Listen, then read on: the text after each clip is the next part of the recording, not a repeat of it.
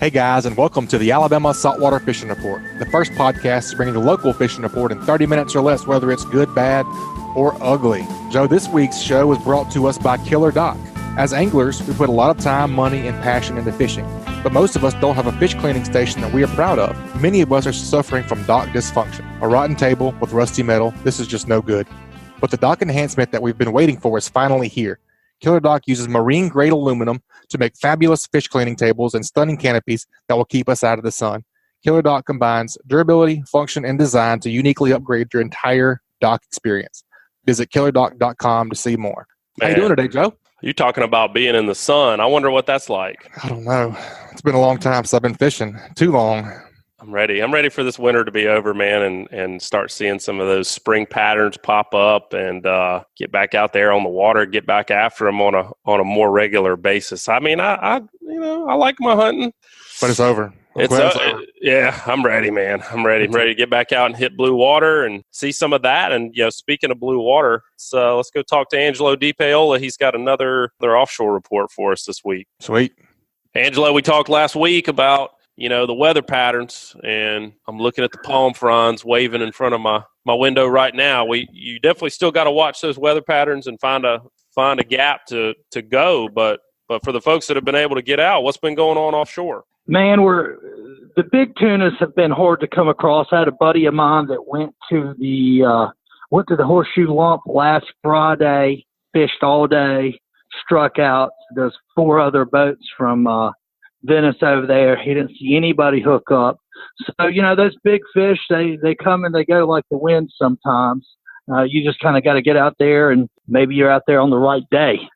But, I'm starting to hear some fish being caught at the rigs, not big ones. There's schoolies, 30, 40 pounders. That's kind of more of a spring pattern that's starting to develop. They're still getting some wahoos and stuff over there. Not too much off the rigs off Alabama.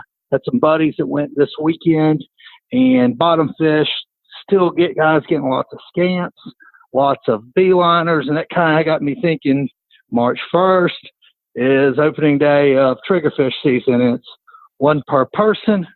So, it's nice to go out there and catch a little bit of variety, get some beeliners, get some scamps, get some white snappers, that For kind sure. of stuff. I wonder if the hot weather, I mean, it's been 70 degrees for 2 weeks. I wonder if that's got the tunas messed up, because I usually think about lump fishing cold and rough and ice on the deck. Yeah, and usually we were talking about this morning at J&M, like usually you think, we're kind of in the last couple days of February, and that bite tends to go on till about middle of March most years, but it's been a really mild February. And maybe we're just going to be rolling into that kind of summer, spring pattern a little bit quicker. Sure, definitely makes sense. Well, Angelo, we were talking off air a little last week about chunking, and you've given us some great tips on chunking the last couple of weeks. Maybe those guys over on the lumps didn't have any styrofoam cups with them. I don't know, but I want you to tell everybody what you were talking about chunking that bait on one particular side of the boat. Do you remember what we were talking about there? Oh, yeah. So, one of the things, especially on a bright, sunny day, even if you've stretched your leader out and you've got a little piece of styrofoam in your chunk, but you're seeing the fish, they're just coming up and they're turning off of it right away. A lot of times what's happening is you're getting some light refraction off your leader, and they're just leader shy and they're turning off. That happens when you get really clear water situations. So there's a couple things you can do to counteract that. One of them is start trying to chunk them into the shaded side of the boat, because now you don't have any sun reflecting off your leader. If the current and everything doesn't set up for that, the other thing you can do is take your washdown hose and spray it up in the air, kind of like you don't want the blaster. You just kind of want, where it's going to create a bunch of droplets, and that's going to kind of camouflage your line. It's going to break up the sun on the surface of the water, and it's going to make it harder for fish to see your line. You don't have to do this all the time, but every once in a while, you get out there and you see the fish, you're like, they just won't bite. Little trick, sometimes it saves the day. Oh, no doubt. When fishing gets hard, man, you got to be creative. I've done some silly stuff to get some bites before. That's a fact. And some days one fish is all it takes to turn. That's right. Turn a day or even turn a trip around. So, Angelo, Got to get the real tip from you this week, though, on the offshore side of things. Before we do that, I want to tell you about our offshore tip sponsor for the week. It's Trotter Marine. Right now, they still got a major closeout sale going on, getting rid of that 2018 inventory. Y'all can save money on Crestliner aluminum boats and Triton fiberglass boats if you're looking for one for this spring. They guarantee the best service in Mobile and Baldwin County, and they have 18 years of making you their number one priority. They have a full line of truck accessories to choose from as well. Y'all give Ray or Burns a call at 251-679-5959 or go by Trotter Marine in Satsuma on Highway 43, and you can visit them online at trottermarinellc.net. All right, Angelo, you've given us some really good tips last few weeks, and I really like what you were just saying, but what else you got? So this is my pro tip of the day. So we're coming into triggerfish season, and it's one per person.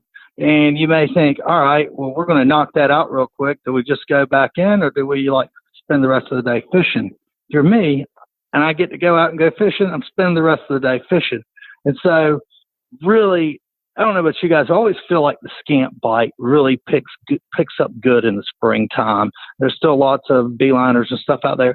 So one of the things that I really like to do is take a diamond jig or a butterfly jig or any kind of jig that you like, or actually the old school amberjack jig with the twin curly tails. Mm-hmm. And, sometimes this time of year, that really outfishes live bait. So we'll put a live bait out on the bottom, but a lot of times you're fishing like rocky structure that doesn't come real high up off the bottom, which I think is just better scamp structure than a big giant rock or piece of wreck or something.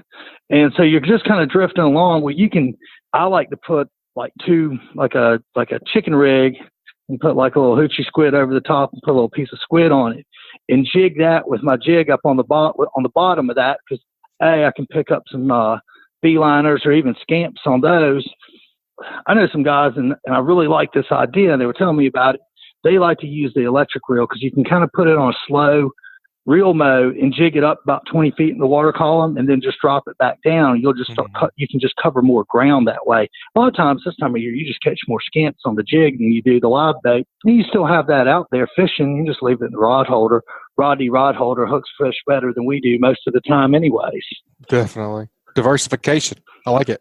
And it does seem like it seems like you never know where they're going to come from. We've had plenty of days where the scenario that you just were talking about was true. We caught more on the jigs than we did on live bait. And like you said, too, springtime, it seems to be that is more of the case. Not to mention the fact that it's really hard sometimes to find bait in the spring.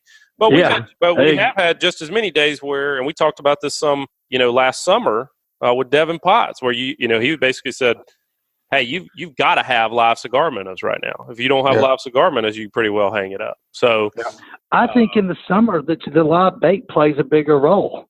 But this time of year, like you guys said, it's just hard to catch it. Yep. Well, Angelo, thanks, man. Good report this week. Sounds like things are a little slow, but it should only pick up from here. I really appreciate it. I hope you get to go out soon. All right, guys. Appreciate it. Y'all have a good one. All right, Joe, that's pretty good on the offshore report, man. Sounds like some stuff there is kind of getting heated up. I like the sound of that. We're going to head on down to Captain Bobby Abrascato and see what he's doing after his big win at the bog this weekend. Congratulations. How we doing, Captain Bobby? Thanks, guys. I appreciate it. It was a big win. Anytime you can beat that crew we have to fish against, it's a big win. I can tell you that. That's right. Some pretty steep competition, man. It is, man. Those are some of the best artificial bait fishermen in our area. Bobby, tell everybody listening a little bit about the Bog Series and then also the ACFA. That's who puts it on, right? No, the ACFA is not affiliated with that, although most of the people that fish in it are members or either our members or charter members or both. Like myself, I'm a charter member and have been a member since it started, but they're actually not affiliated. It's a separate group. And they started, we were talking about it not too long ago. I think they started doing these things back in the early 90s. I know I started fishing in 93, and I think they'd been doing them for a year or two. But it's just a group. We get together 4 times during the winter, once a month during the winter months, and fish for trout. It's all artificial bait. And they've never canceled one. That's one of the things they brag about they've never been canceled. And it's never will get canceled. And I can tell you that we have fished in everything you can imagine. We fished in snow last year. We fished in god awful wind, cold. This past Saturday was beautiful. I told him, so we need to cancel the tournament because the weather's too nice, Yeah. So it's a lot of fun. It's it's an invitational deal, and we get together and fish. You can fish wherever you want, and you weigh in 5 trout. You have to catch them all on artificial bait. That's one of the things. It's always been all artificial bait. So it's a lot of fun. And like I said, there's, the people that I consider to be the best artificial bait fishermen in our area are in it and have been forever, So anytime you can top those cats, you've accomplished something. Well, tell us a little bit about the conditions and kind of what patterns you guys were on, if you can tell us your secrets. Oh yeah, I'll be happy to. We were fishing slick lures mainly. Was our main go-to lure because we were fishing one of the tidal rivers, and just kind of keying in some shallow water and some little points and things like that. And then we started, because the weather was so nice, there was a lot of boat traffic, which typically is not a problem in these things because the weather's so bad nobody's out. But this one, it was so nice, everybody was out running their boat, and we actually figured out how to catch them kind of out away from where the boat traffic was. But one of the other things that was fun about it is not only did we catch them on slick lures, but we caught them on top waters. And that's the first fish that I've caught so far this winter, or really, I guess we're transitioning now, which kind of tells me that transition might be going on, and we're actually got a number of bites and caught a number of our fish on top water. That's great. Well, what else you been doing other than that tournament? It was good to see, I can tell you that. Other than trout, yeah. Yeah. What else you been doing? Well, I'll tell you, I've had a couple good trips since then. I went red fishing a couple days, and it's a lot of fun because typically I popping cork fish for red fish, and we caught a number of them on popping corks. But not too long ago, I was drifting some grass and throwing some spoons. And the thing is, people that red fish would go like, "Oh, that's no big deal." But the thing is, I fished competitively for redfish from South Florida to South Texas on the East Coast and all along the Gulf Coast. Use spoons everywhere except here. It's kind of crazy. I don't throw them here. And just because of the way some wind set up and some of the grass I was fishing set up, I started throwing spoons. And you know what? They work here too. It was really cool. That is the universal redfish lure, and it's worked well. It's a lot of fun because I call it idiot fishing because you throw it out and you reel it back in. And so just about any idiot, including me, can do it. You just throw it out there and you reel it back in, basically kind of slow. I use the Johnson weedless, it's a Johnson silver minnow, which is the weedless one. And that's what kind of turned me on, maybe decided to do this because I was fishing some grass. And so the weedless lure just pulls right through that grass without getting grassed up real bad. And the redfish just love it. I think they think it's a crab. Ah, yeah, I could see that. It looks like when you're reeling it, it's kind of fluttering and flopping around. It kind of looks like a crab swimming through the water. And as everybody knows that's a favorite meal for the redfish, and the other cool thing about it is it's a real good cover the water type of bait. So if you're drifting like an expanse of grass with no feature to it, or shell even, with no feature to it, the key is covering water, because the fish can be anywhere on that. And that type of lure lets you do that. You're just casting, making long cast downwind and just, like I said, just reeling it back in, and they crush it when they hit it. There's no doubt about it. You got a fish. There's no subtlety to it. Bobby, I want to key in on something you just said. You're talking about making those long casts downwind. I want to go back to something you've talked about in a previous show, and I'm going to kind of cross compare two different species. You were talking about trout feeding across a current, and are redfish the same way? No, well, actually, no, they do obviously do that. I think redfish move in versus a trout kind of feeding facing into a current, letting a current bring bait to them. Redfish is more of a forage feeder, but they tend to kind of move up. In other words, trout's pretty much going to hold and suspend in the current, and using, if the current gets hard enough, they'll use a point or a piece of structure or something as an ambush point, whereas a redfish is more of kind of a forager. He's going to go out. Typically they'll feed facing into the current, but just because I think they can pick up on the smells and that sort of thing when the current's coming down to them. But in situations like I had this week, there was really no detectable current. So in that situation, the fish would move any direction relative to the direction of the current. And then when you're using something, that's imitating a small prey like a shrimp or a crab, those fish can eat that coming from any direction. They're going to eat that. They can eat that coming from up current, down current, or the side. They don't necessarily have to hit it from the side the way a trout does with a mullet or a pogey or something like that. So, to answer your question, yes, they do. But when you're using those smaller baits, you can present those in any direction and still be a lot more successful than you would if you were using say a slick lure or mirror lure. You're going to really concentrate more across the current. Whereas with that type of lure, you can do it any direction. The reason I like throwing it downwind, particularly with a spoon, is it's really almost a straight downwind type bait. And what I mean by that, if you try to throw it across the wind, like I've had yesterday and today, wind in the well into the double digits, you can't throw that spoon across the wind. It just skips across the water. So it's one of those kind of baits you just, whichever direction the current is moving doesn't matter. You just throwing it straight downwind because that's the only direction you can throw it. Right. This is going to be this is kind of a two-part question then. Something you just said also makes me kind of think back to what you're talking about there. When you're trying to make these long casts, and I think that's something that a lot of folks miss out on, the importance of being able to make a long cast, especially in shallow water. Well, really important in shallow. Yeah. If you think about it, it's like your best chance of catching a fish is when you're as far away from them as you can be, but still reach them, because you got no chance you have the least amount of chance of spooking them. So exactly. So when you're talking about these trout feeding across the current, and now we're talking about trying to make downwind casts, what do you do when the current's running the same direction as the wind? Well, then you're kind of at the mercy of that wind, and that's sometimes you have to make an adjustment with the lure when you do that. So if you have the wind, let's say the wind's blowing 90 degrees to the current, which is a situation you're talking about, and you want to cast it across the current, the wind and the current are going 90 degrees to each other in the situation you're talking about. So if you're throwing that lure, like I was just talking about the spoon, across the wind, it's not going to work. It's just going to skip across the water. That's the same thing that happens with the top water bait. That's the same thing that happens with even a grub. So what you do in that situation, you go to a lure like a 52 series mirror lure is one I can think of, or a crankbait, a lip type of bait, or a slick lure. All of those baits will grab the water. So when you throw it across the wind and it hits the water and you start working that bait, your line instantly comes tight, just because of the shape and the design of the lure is going to hold that line tight. You kind of have to picture it in your mind, if that makes sense of what I'm talking about. So it does make sense, and that's one of the reasons I like asking you these kind of questions. Is that I feel like you've got it right there, sitting there. You just know what to do. I think that's probably second.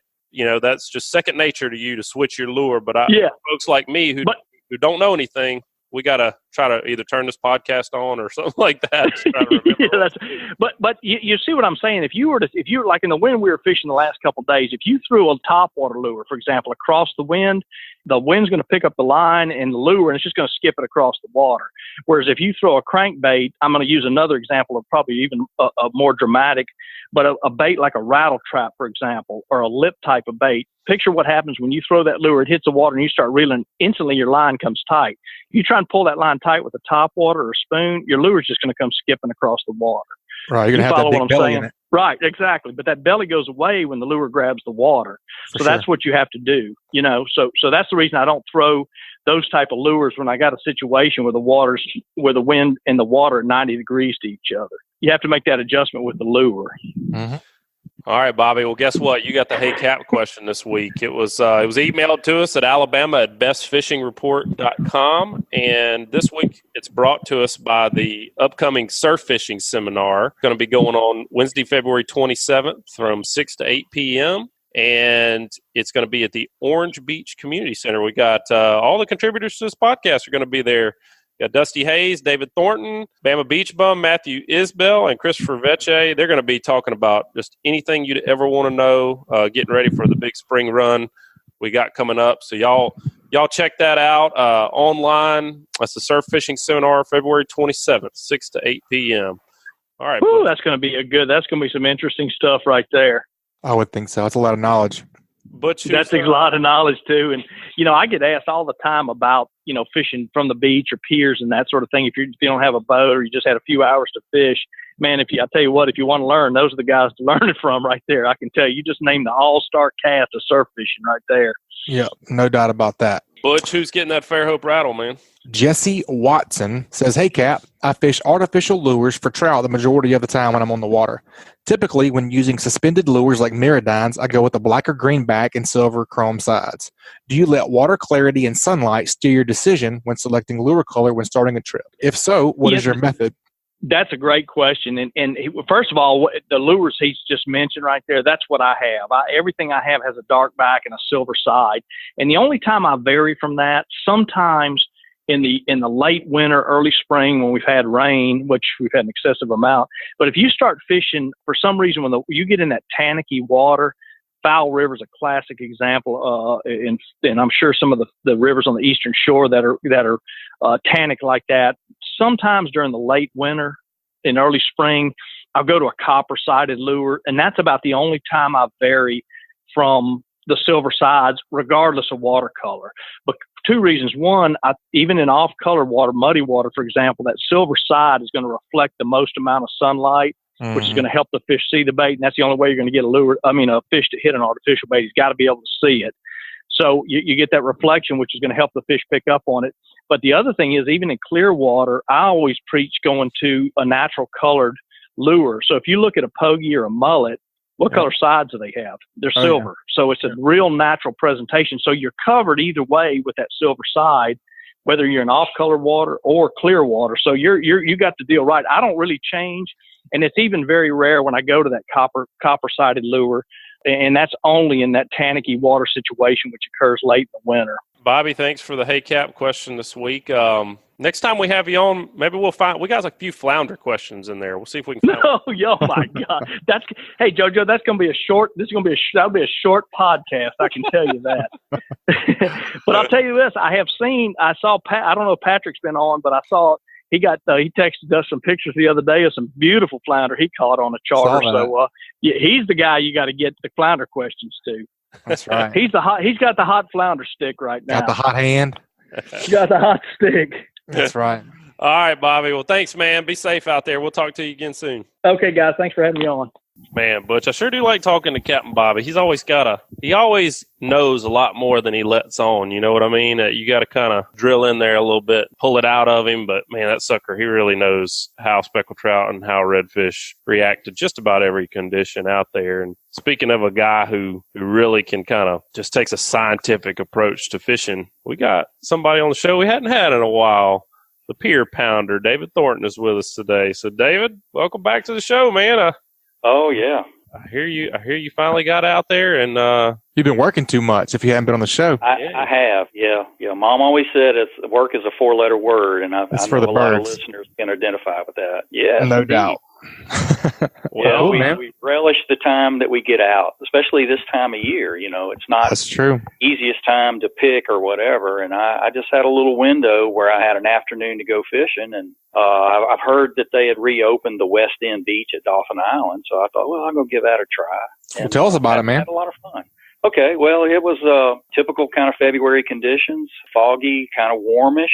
In fact, I went in shorts the whole day out there on the beach. It was pretty nice for mid-February. Heck yeah, that's awesome. And waves only about 2 to 3 feet, and I kind of went down a bit past the crowd that was right there by the parking lot and found a nice little stretch of beach and staked out and started catching a lot of smallish whiting, mixed bag. Ended up with 6 different species, whiting, ground mullet, croakers, spot, silver trout, sweet trout, no pests, no catfish or stingrays, anything like that. The fun part was I was able to, because the fish were small especially, I was able to tackle down as the tide started moving in later in the afternoon.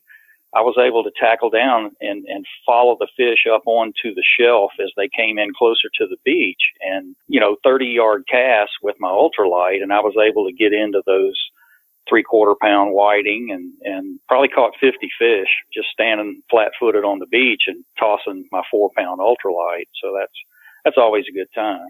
That's awesome. It. What about rigging and bait? Just a Carolina rig at that point.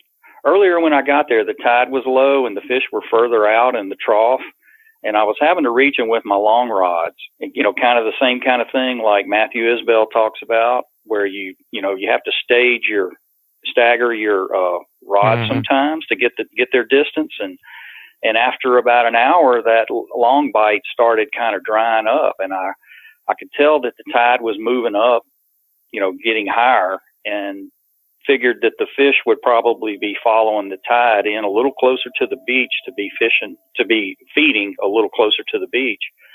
So I was able to, throw some smaller tackle out closer and get into them real quick on that. So I kind of switched over. Fish bites or fresh dead shrimp, or what was you using? A little bit of everything, yeah.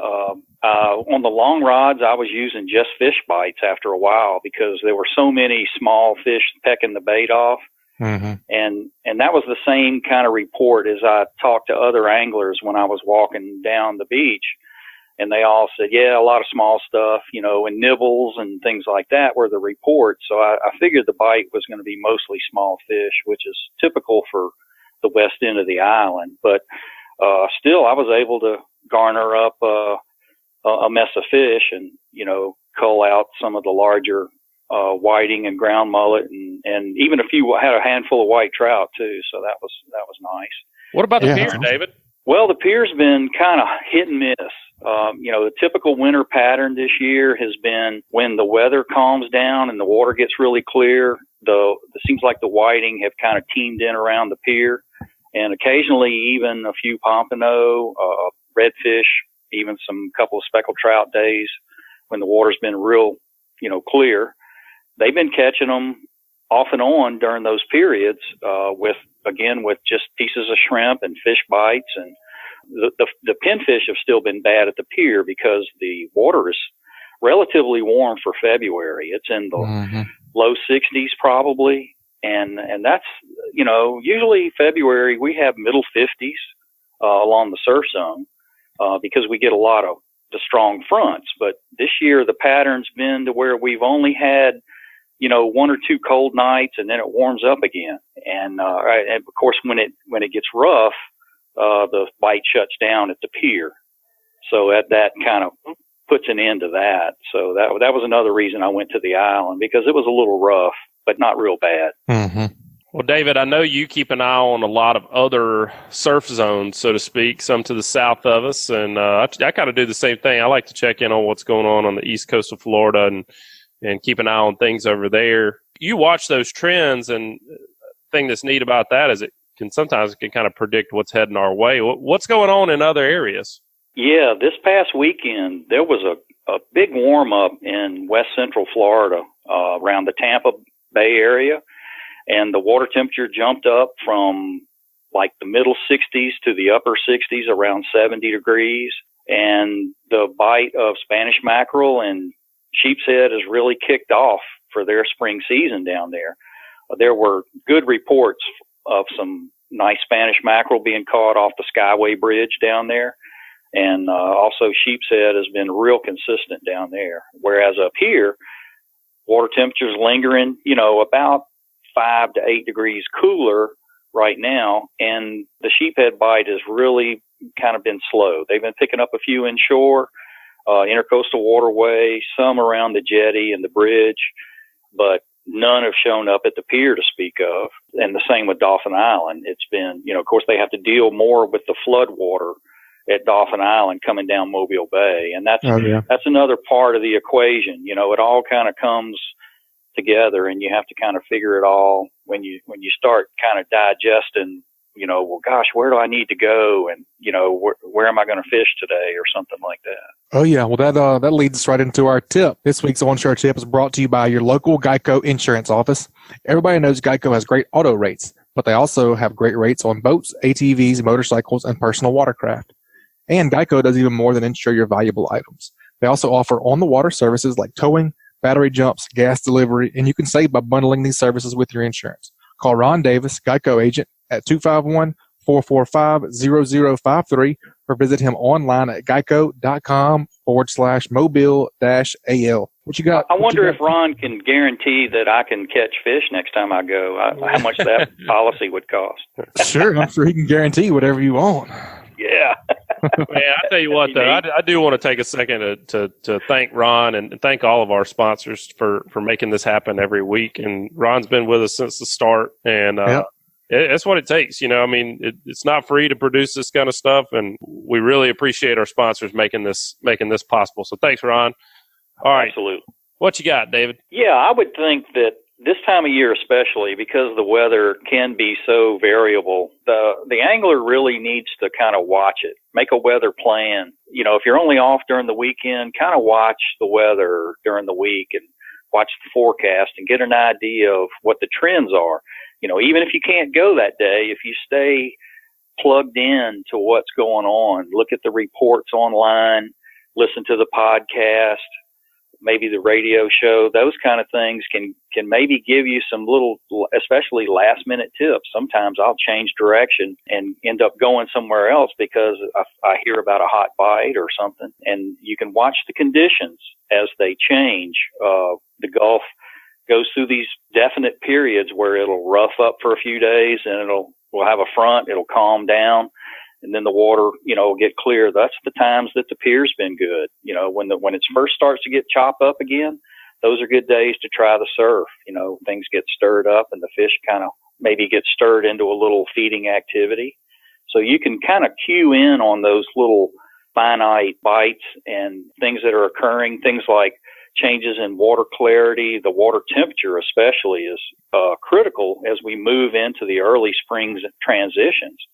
So, any kind of thing that you can watch those buoy temperatures and different reports and anecdotal reports from different anglers can give you an idea of what to expect as far as the water clarity, the type of fish that are available, what was a good bait, or anything along those lines. Yeah, I like that. It's what you're saying, just stay plugged in. And I need as many excuses as I can to be able to read more about fishing, and same goes on hunting. Just stay plugged in, and you start to notice those patterns.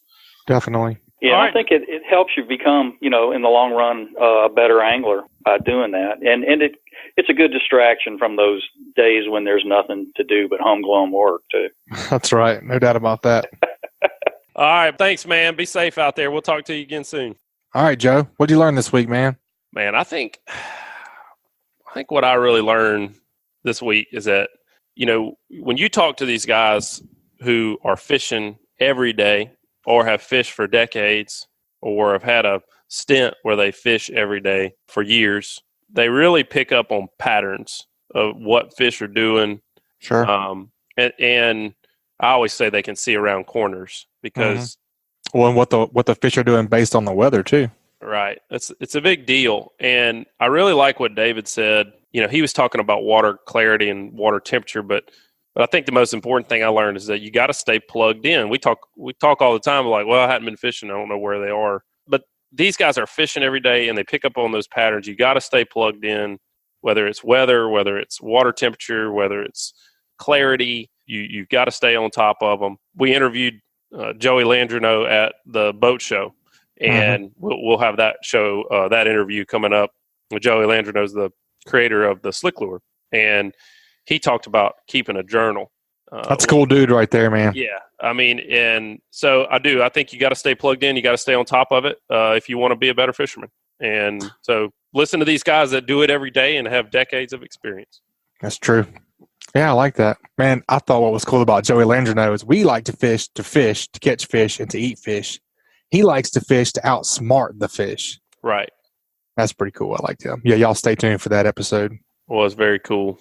Yeah. All right, folks. Well, that's going to wrap it up. As always, please subscribe, rate, and review wherever you listen to podcasts. And if you'd like us to email you the podcast, just head over to greatdaysoutdoors.com/ASFR, and we'll send you the new show each week. Thank you for all your reviews on iTunes. They mean a lot, and we need more of them. So check us out there, subscribe, and leave us a review. Keep whacking them. This week's Fishing Report is brought to you by Angelo Depaola, the Coastal Connection with EXP Realty, your boating and beach property specialist. Check me out on Facebook at Angelo Depaola Realtor, the Coastal Connection, or call me direct at 850-287-3440. And also KillerDock. Are you suffering from dock dysfunction? Check out a full line of dock enhancement at KillerDock.com. That's KillerDock.com. And also Trotter Marine. Call Ray or Burns at 251-679-5959 or check them out at TrotterMarineLLC.com. Also brought to you by Geico. Call Ron Davis, Geico agent at 251-445-0053 or visit him online at geico.com/mobile-al. and also A-Team Fishing Adventures. Check them out online at www.ateamfishing.com or contact them at 251-661-7696. And also Great Days Outdoors, the South's finest hunting and fishing magazine. Pick up your copy wherever magazines are sold or check them out at greatdaysoutdoors.com.